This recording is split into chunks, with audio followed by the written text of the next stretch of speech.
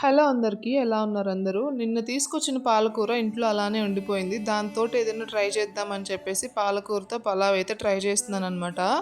ఇక్కడైతే ఫస్ట్ పాలకూరని నీట్‌గా కట్ చేసుకొని వాష్ చేసుకున్న తర్వాత వాటర్‌లో వేసి ఒక 2 మినిట్స్ వరకు బాయిల్ చేసుకున్నా. తర్వాత స్టవ్ మీద ఒక గిన్నె పెట్టుకొని అందులో ఆయిల్ వేసుకొని కొన్ని బిర్యానీ స్పైసెస్ వేసుకున్న తర్వాత ఆనియన్స్, ఆలు, క్యారెట్ కూడా వేసుకున్నాను.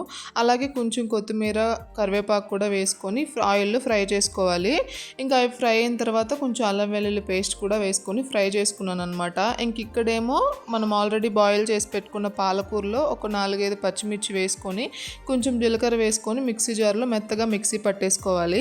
ఇంకా ఆ పేస్ట్ని మనం ఆల్రెడీ ఫ్రై చేసుకుంటున్న వెజిటబుల్స్లో వేసేసుకొని కొంచెం పైనుంచి సాల్ట్, పసుపు కూడా వేసుకొని అలా దగ్గరికి వచ్చేంత వరకు కూడా ఉడికించుకోవాలన్నమాట.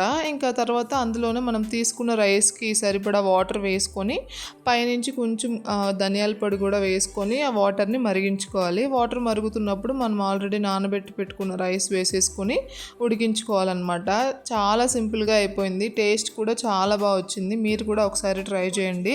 నిజంగా పాలకూర అంటే ఇష్టం లేని వాళ్ళైతే దీన్ని అయితే చాలా బాగా లైక్ చేస్తారు. వీడియో నచ్చితే లైక్ చేయండి.